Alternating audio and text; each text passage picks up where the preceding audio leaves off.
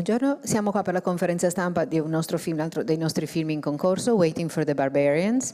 E prima di cominciare vi presento gli ospiti al tavolo partendo dalla mia destra, dalla destra in fondo. Gana, Bayarsaikhan.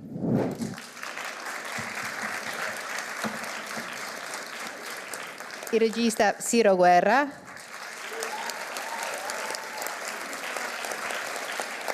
Johnny Depp e Mark Rylance.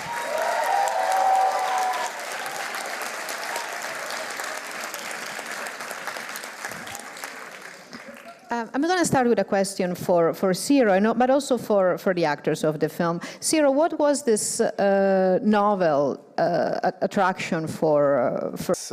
When I first read the novel by Mr. J.M. Coetzee, I found a very powerful allegory of the way, when I read the adaptation that was done by Mr. Coetzee himself, I was very surprised by how profound it was and how he went to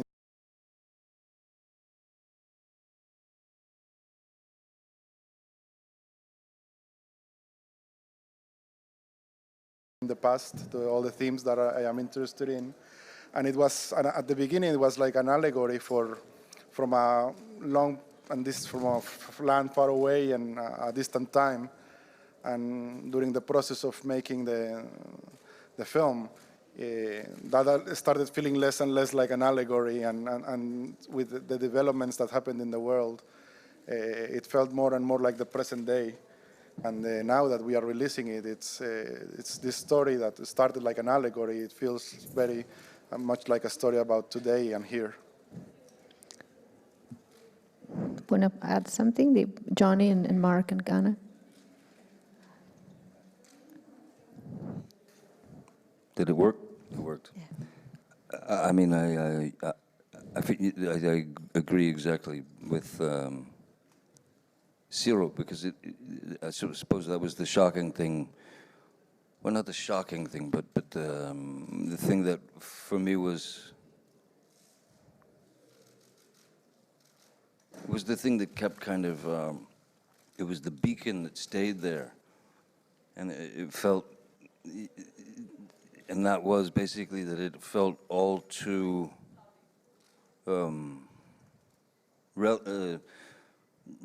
relevant to today, and in many ways, in a lot of different places in the world.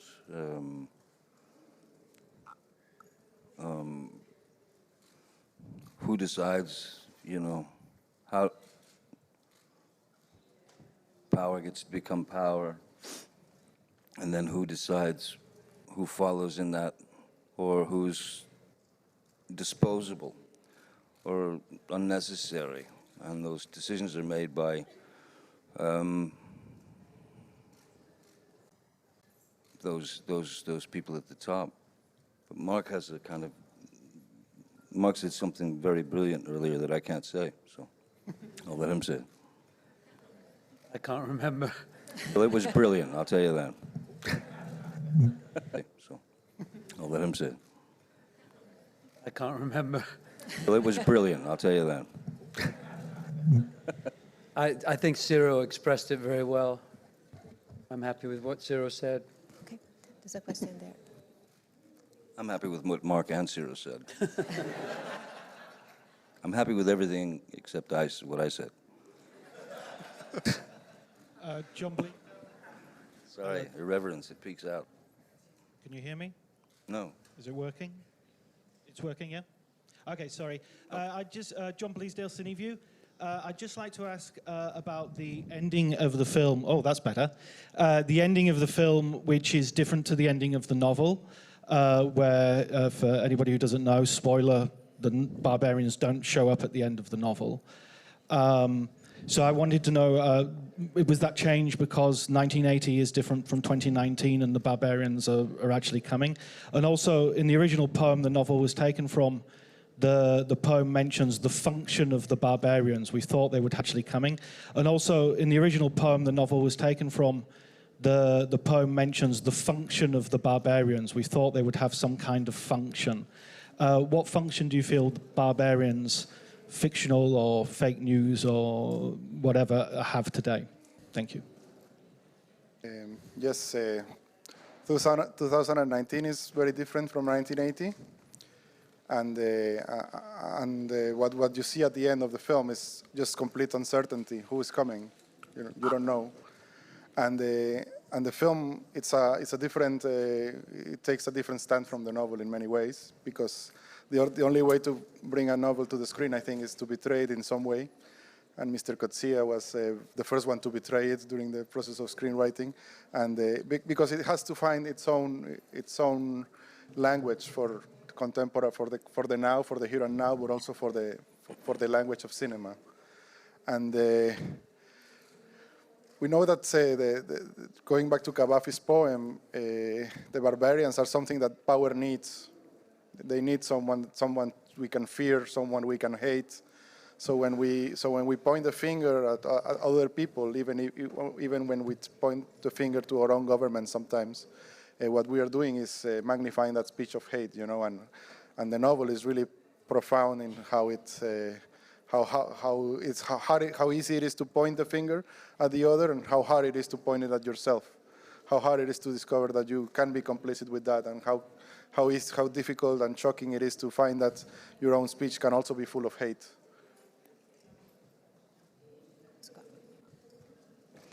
Buongiorno, Fiaba Di Martino da FinTV. Innanzitutto complimenti, perché ho trovato il film veramente bellissimo e con una grande polizia di sguardo, ottimamente interpretato. La mia domanda è per Mark Rylance. Volevo sapere come si è approcciato a un personaggio che per quasi tutto il film rimane costretto in una dimensione di profonda impotenza e di impossibilità d'azione. Grazie. How did I face up to the character who, for the full length of the film, is impotent? Yeah, and he has no freedom of action. No, I felt he did do quite a lot of things that I would do, and do in little ways, when I wake up to realizing that I'm part of a very brutal and barbaric culture, which I am.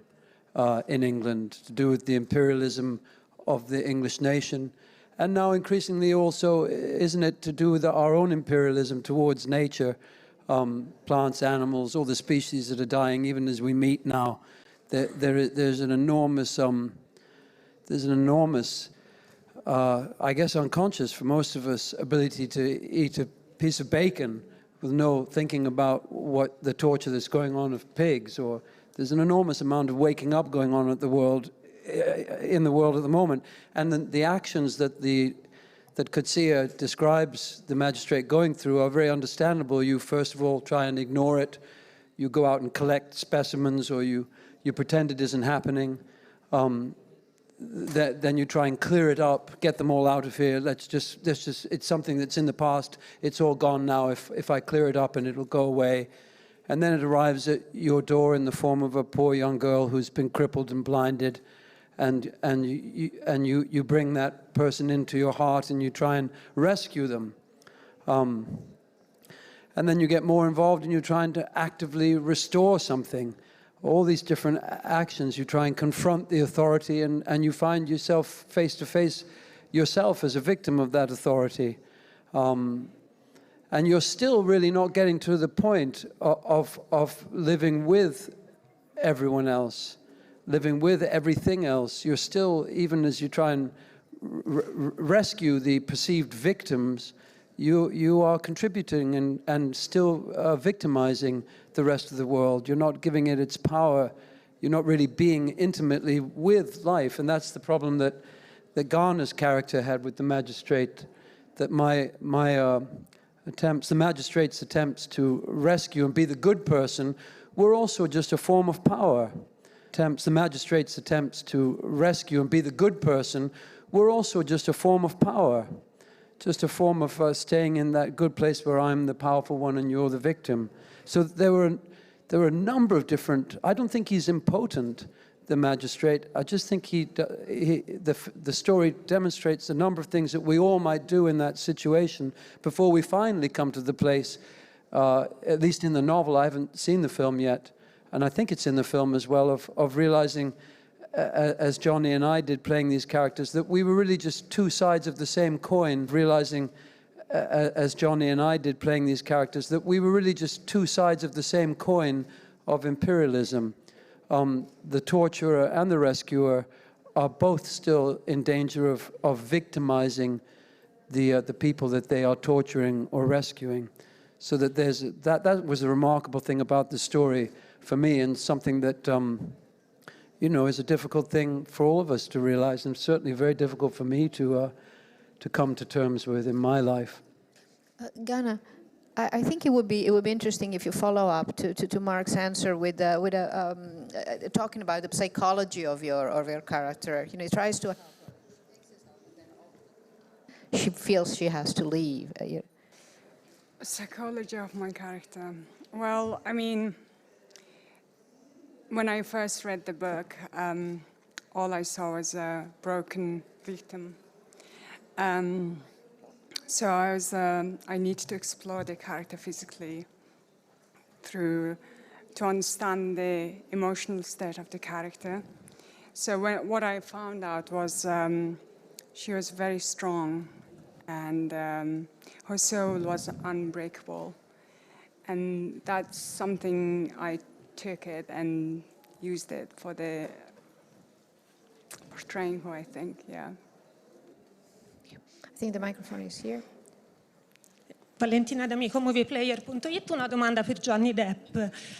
Hi. Questo non è il primo cattivo che interpreti, ma ha un enorme peso metaforico, quindi volevo sapere come hai lavorato per creare questa parabola discendente, perché alla fine lo vediamo anche lui prostrato. E poi una curiosità, visto che parte del team produttivo italiano, come ti sei trovato a lavorare con italiani, e se c'è un regista italiano da cui ti piacerebbe essere diretto?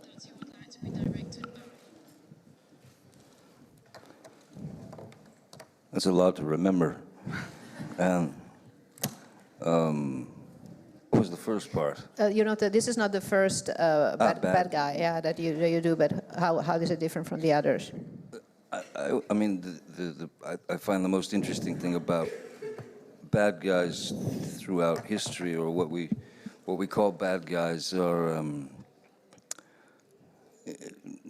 those people don't wake up in the morning and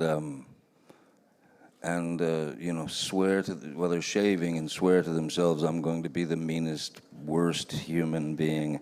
I'm going to cause as much havoc as possible. No, the opportunity to play Colonel Joel was, for me, he seemed very different to me than a bad guy. That would have, it felt like that would have been very easy.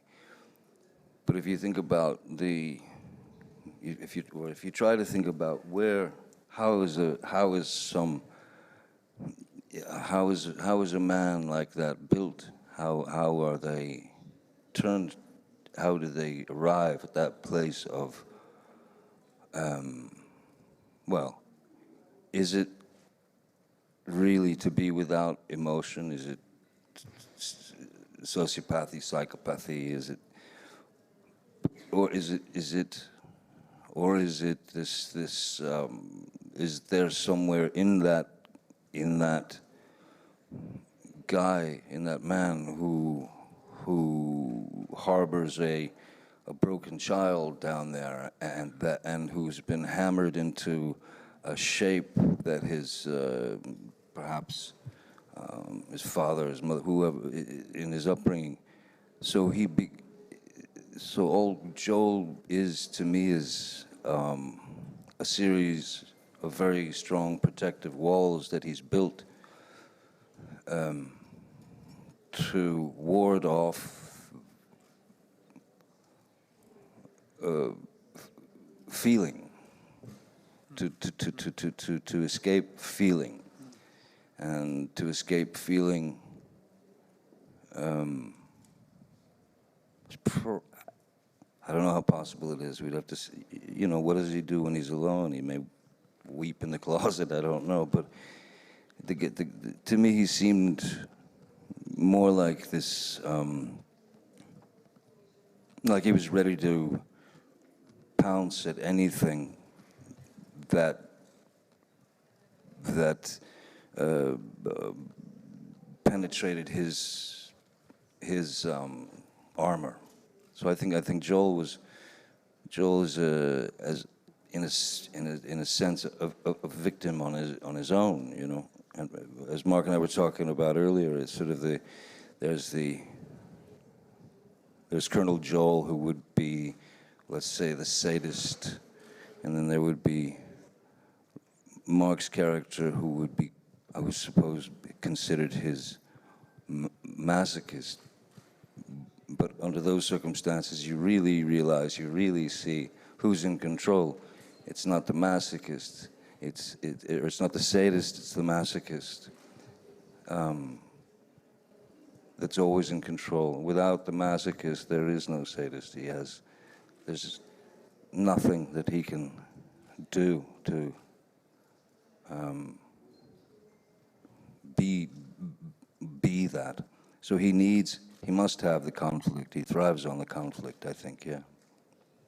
And working in Italy has always been an incredible experience. People speak very good Italian here. Food's very good. I do like wine occasionally. Why do you laugh? No, Italy's always an absolute dream, and to come to Venice, especially with a film such as this, to be up here on this at this desk with these people is a huge honor for me. So I just feel lucky to be in the film. Cost me a lot of money. I had to pay them, but they didn't cut me out. Well, maybe they did. I haven't seen it. Thank you. Hi, I'm journalist from Sina. I have a question for Mr. Johnny Depp. Can you speak up a little bit? Okay. Yeah.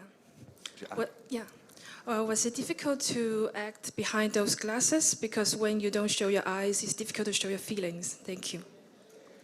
Yeah, but exactly. That was the whole kind of point of those glasses. The glasses kind of, for me, especially when Ciro came up with that shape, you know, that they were threatening.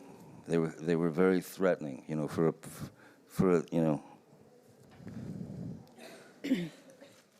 They were menacing somehow, and the fact that he didn't take them off, the fact that he would like to make the magistrate as uncomfortable as possible. I think he's learned a number of tricks over the years where it's like realizing, you know, the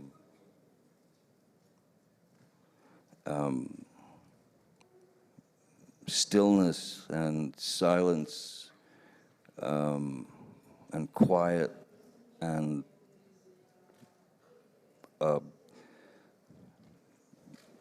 holding and quiet and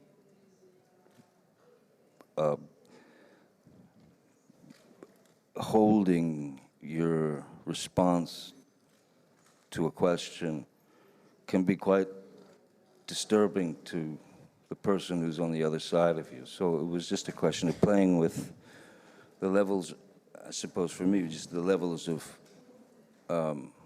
maintaining the armor. You know, there was a point in the film where I almost felt like Colonel Joe was starting to feel for the magistrate.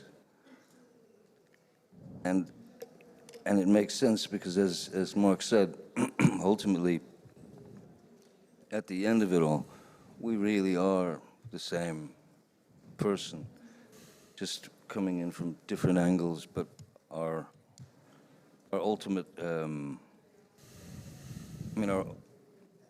ultimate act that we're doing, whether it's out of love or to rescue or to be responsible and destroy the the unnecessaries, as it were. In the end, you essentially you end up as the same sort of type of being, you know. What else was I supposed to say? Hello. Hello. Hi. Hi. Sorry, down here on the ground. Hello. Did you get to keep them though? That's just a quick follow-up because they're kind of cool. Coetzee lives in Adelaide, hiding away from the world. Can you understand that? Did you have any dealings with him, Johnny? And number two, your daughter has just worked with a lot of Australians, and for once you're at the same festival in a fabulous movie, The King. Have you seen it? And what do you think of being at the same festival with Lily Rose? It's amazing. It's just amazing. The only thing it can do is bring a smile to my face. Lily Rose came here. She came to Venice several times with Vanessa. And came to Venice several times with Vanessa and I when she was a baby, a child, and yeah, now to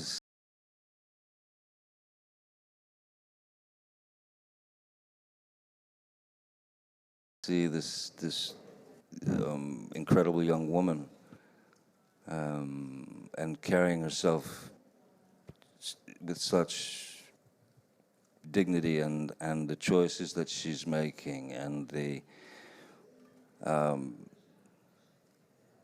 yeah, she's you know, she could have done all kinds of those movies where you make big dollars and you get a big fun name or whatever that stuff is, and it was just not, it's not in her. She couldn't, so I thought it was beautiful when she first started doing films. She did this film with Natalie Portman, and then she immediately went and did 2 or 3 French films. You know, I was very proud of her. I'm still very proud of her. So,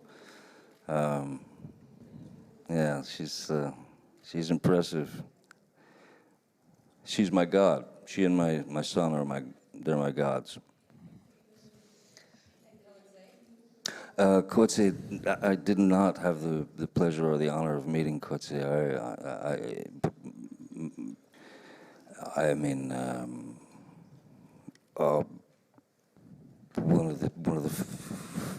one of the most intense and riveting books I've read, you know, ever, and he certainly, to say that he falls in line with the greats is probably an understatement. Maybe Ciro can follow up a little bit on this, and how did you work with, you know, with the writer and on the adaptation, and how present was he, if ever, during the filming? Yes, he was there during pre-production. He joined us for a few weeks in Morocco, and he, of course, his script but he was also very generous and very open to making the script come alive and you know, allowing us giving us liberty to departure from the novel in many ways, because he knows and understands the importance of a film having its own language and having its own voice. And yeah, it was just a gigantic privilege, and to work with him, and at first I was very afraid of touching his material, but he was the first one who encouraged us to make it alive, to bring it to life in every way, and he gave us his blessing in many ways. So yeah, he's a big presence. He has been a big presence throughout the whole process.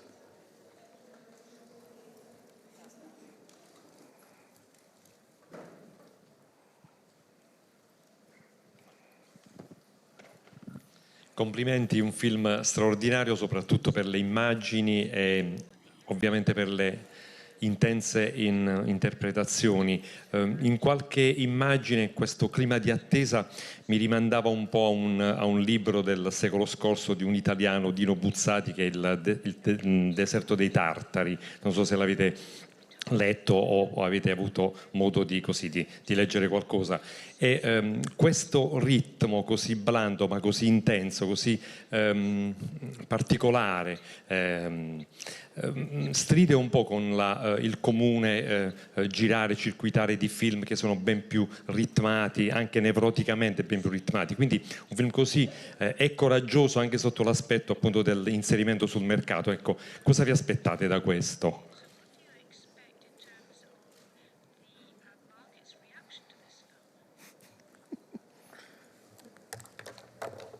I have personally, I don't think of the market when I'm doing a film. I think what you need to, I see it as a means of expression and a means of art, as a means of storytelling. And storytelling should be a meaning into itself. You know, it has a purpose as of itself. And stories are essential to mankind, to all of us. And people are looking for them now more than ever. In every way, in every platform, and in every because we need stories to try to make sense of what's happening around us, and when reality is so chaotic, then we are looking desperately for stories. So I think that's my main drive, and the market just responds to that and works on that level. But yeah, if we are thinking about other things, then why are we telling the story? Why this story is important to us, and how is the best way to share it with the world? If we are thinking of something else, then we are not being honest to ourselves and to the story. So yeah, we're just thinking about every person in the audience, not the market as a whole.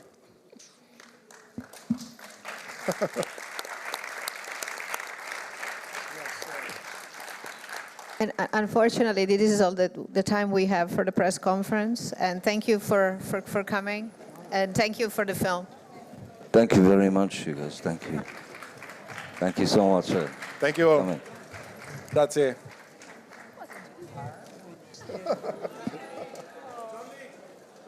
The store is in Venice. Thank you very much. It's yours? Should I sign it? That's for me. Thank you very much. Thank you. Thank you so much. Thank you, guys. Thank you.